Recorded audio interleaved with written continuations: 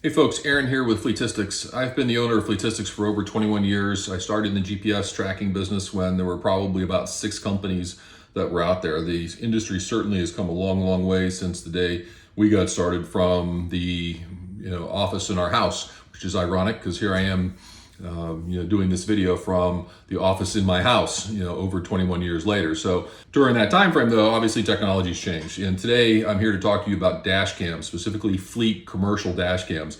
And what are some of the things that you need to be thinking about as you look at dash cams to make sure that you're getting the right dash cam for your particular business needs and your financial situation. And a lot of times, we look at these decisions, we kind of go with what we knew from the past. And as technology changes, it's important to recognize, some of these things may or may not be as important as they were in the past. The other thing is, if you have past experience to fall back on, it gives you a different perspective on how valuable the information is, how often you use it, what do you use it for, did it pay for itself? If so, how quickly? Did you have a single incident in 5 years of having dash cams that paid for the whole system for all those 5 years? Things like that happen. Certainly, if you can avoid liability in an accident, then that one instance can save your company potentially millions of dollars, and the whole program pays for itself many times over. So you have to kind of look at your business and decide what's going to work for you. What I'm going to try to do is just give you some information so you can make the right decision. Our primary goal at Fleetistics is today and has always been to offer multiple types of technology so the customer can ultimately make the decision to get the right technology for the lowest investment. And we're not trying to put a round peg in a square hole because we only have one solution to offer. So let's talk about dash cams. And I'm going to talk about dash cams that we have and dash cams that we don't have. But there's these couple general categories that you need to be aware of, and then start to think about as you evaluate not only this technology but any technology, what are the things that you have to have in a fleet dash cam system. And it might be forward facing, it might be interior facing, it might be no audio recording or the ability to turn off audio recording. You might need exterior cameras, you might need a certain amount of memory, you might need a particular carrier for your particular area to make sure that you get good coverage. You might want artificial intelligence, you might not. So those are all things that kind of go into this list of things that you must have in order to select a dash cam. If through your process of evaluation you find a dash cam that you like, but it doesn't meet one of these particular requirements, then you have to throw it out. So once all of your must-have requirements are met, then you move down the list to the things that you would like to have in a dash cam system to make sure that you can get as many of those as you possibly can so you can get more bang for your buck. Now, keep in mind that when you make a list of things that you must have, try to keep it short. Right? Because what happens a lot of times is everybody brings in a little bit of experience, and then somebody mentions 3 things over here that are great, and then they get 3 things over here that are great, and then all of a sudden you have a list of 12 things that everybody has got to have in order to move forward. The problem is all 12 of those things aren't found in any one particular dash cam. So really narrow it down to what's most important to your business, and then make up the list. And then you can also kind of build a spreadsheet, and you could prioritize or weight some of those things, and then put your camera providers in one column, and then score it all out, and then you'll get down to maybe 2 or 3 that are really the ones that are shining in the list, and you can go out and get presentations from them, or actually, if you've already gotten presentations, then actually demo cameras from those particular companies. So that process holds true whether you're looking at GPS tracking, dash cams, really any technology, anywhere in your business, really. It's a very simple process, but it is one that has proven to be accurate and viable for over 20 years of doing this. So first, let's talk about dash cam general categories. There are 2 traditional categories, which would be video, which is just straight video, right? I'm recording what's going outside, I'm recording what's going on the inside most of the time. Sometimes in unions, they fight the interior video, for whatever particular reason, invasion of privacy, whatever those arguments are. To me, it's a commercial vehicle. Someone's paying you to be in it. You're there to do a job. If the supervisor was sitting in the seat next to you, then that's the behavior you should be exhibiting if you're driving the truck alone. So not a huge deal, but sometimes that comes up, and sometimes companies have to give a little bit in order to be able to get the better overall benefit of being able to have video of some sort to protect against accident. The reality is, if that interior camera is not in there and somebody else makes a claim that, oh, I saw so-and-so, he was on his phone at the time of the accident. Well, if there's no interior video, what are you going to do, right? You're going to roll the dice and go to court and see if you lose? I don't think so. So interior and exterior, a lot of times what happens is you get the interior video and there's no audio, or the audio is turned off. So you can have a private conversation. You don't want to get health information or PCI information that you would then have to do something with to protect. So it's turning the audio off is sometimes just that much easier.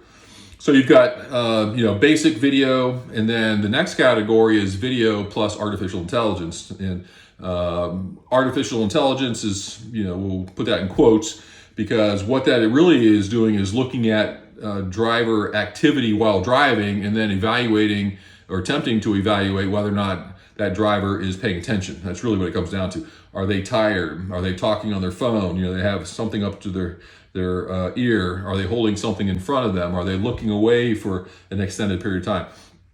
A lot of the higher end cameras are decent at that. The problem is they still generate false positives, and somebody has to go through all of the false positives to determine what behaviors are actually taking place. And there are certain services out there where you can pay extra for somebody else to go through the video clips for you and then flag the ones that are actual distracted driving instances. It just costs extra money. So it really depends on what your goals are here. If your goal is to prevent accidents, then video and artificial intelligence are a great way to go. If your goal is to mitigate accidents, spot check driver behavior by being able to log in and go live on a camera, then just a straight video camera is going to be sufficient in most cases. We had one customer who had a job at a construction site, and he needed to check periodically to make sure that things were happening. They had concrete trucks coming by on a set schedule, and he wanted to be able to log in and see if those trucks were actually there on time, because obviously concrete's very expensive. So it was a very interesting application, a unique one, but it didn't require artificial intelligence or a DMS, driver management system, to drive up the cost and the extra technology. He just needed to be able to spot check and go live. Some cameras will only record. Most of your fleet cameras will allow you to go live. One of the things that you want to check for, though, is make sure that the live connection is automatically disconnected. When dash cams first came out, what would happen is somebody in the office would hit live and think, oh, well, I can watch this camera all day. And then, at the end of the month, you've got a $4,000 bill on a single vehicle. Most of the camera systems today will actually cut off after about 10 or 30 seconds. So the data doesn't continue to stream, and you have to physically go back in and reestablish the live connection. And at that point, you're making a conscious decision to drive up your bill if you exceed your plan, because everybody's got some level of a plan that goes along with this, right? Some systems pool data between the entire fleet, and other systems do not. Typically the the farther you go down in cost, the fewer of these benefits you're going to receive. So, for example, we have a crew chief dash cam that is $19.95 a month. It comes with 500 megabytes, right? So how much video is that? Well, it depends on the resolution and things like that. So it's hard to give an exact number, but that type of program is less expensive than some of the higher end systems, which might be $28 to $30 a month. And you might get a terabyte of information included in that, and it might be pooled. So you have to look at what you're doing and how you are going to be using the cameras, and then decide what type of data plan and service scope is really going to fit your needs. I will say that most customers, and I say most, I would say 7 or 8 out of 10, will spending the first couple months looking at the data, right? This is typically how all technology goes. It's interesting, it's exciting, whatever. So you're looking at the camera more frequently, you're driving up more data consumption, and then after a couple months, either the behaviors are changed, the drivers have been changed, or the people looking at the information simply lose interest. So they move on to something else, and they only come back to it periodically when somebody says, hey, so-and-so called and said somebody was late, or something of that nature. Then you can go look at the camera footage for that time frame and see the time date stamp on it and know exactly what time they got there. So that type of thing is important to include in your decision-making process. The third type of camera program, which you're hearing about right here for the very first time, it's never happened in the industry, and it's something that Fleetistics came up with. It is called a pay-as-you-go program. And what typically happens, as I was describing, you get these data plans and you're paying for larger data services, but after the first couple months, you're not using it anymore, right? So you're not paying for, or you're paying for something that you're not getting anything in return in because you're not using it. So what we actually came up with is a pay-as-you-go plan. And what happens is we charge a much smaller monthly fee for just basically sustaining the service, right? We still have to take phone calls. We still have to keep the back-end services going. Data is still flowing, even though it's not flowing at the same rates of transferring video. So what happens then is if you have an accident and you need to go in and pull data for a 30-second period around an accident, then you're only going to pay for the data that was transferred related to the accident. And this idea is completely revolutionary because it's going to drive down cost for customers dramatically. Because think how many months do you go at times where you don't touch the cameras, you don't have a need to view the video. Well, if you're only paying $12, $13 a month during those off months, then you're saving, perhaps from a $30 monthly fee that you would normally have. So you're saving $17 a month per vehicle times 20 vehicles times 40 times 100 vehicles, and maybe you go months on end without having to check. But reality is that you probably need to check a couple. So you budget an extra $100 or throw in into that equation an extra $100 for data for that spot checking or that accident, whatever the case is, and you're still so far below what you're paying on a monthly basis for some of the other standard traditional programs that have dominated this industry for since its inception, really. I mean, this is the very first time you're hearing about it, we're talking about it, we're rolling it out, and I suspect within 6 months, almost everybody's going to have something like this. They'll have to, because this is the only way that we can drive down these prices and get you something cheaper and still be able to operate a good business. So it's very exciting, very interesting. Just as a side note, we're actually throwing in a Geotab GPS telematics device for 50% off for customers that contact us and say, hey, I want Crew Chief, pay-as-you-go, and a Geotab device together. So it's really the best of both worlds. You're getting video and great telematics together to give you the optimum service.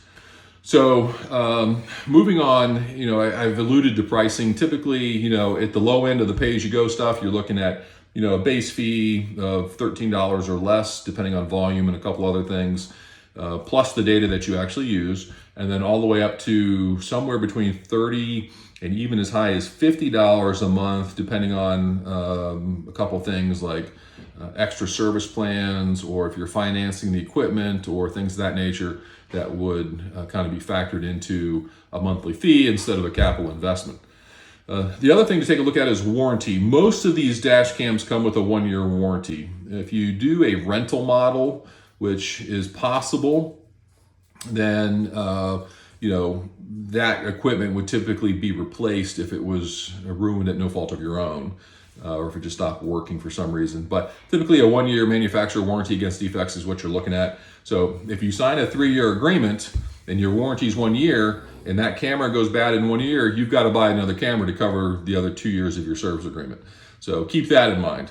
If you go month to month, there is no warranty really. You're going to get a 30-day warranty, and that's going to be it. Because if the company providing you the technology says, well, you're only here for 30 days, then we're going to cancel our agreement with you at the end of the 30-day period, or you're going to have to buy another camera to continue service. So there's pros and cons to being under a service agreement of some type. Usually it provides protections for you and for us. It outlines the relationship, right? These are the things that we have to do for you, and this is what you can expect from us, and the rules of the game around warranties and payments and things like that.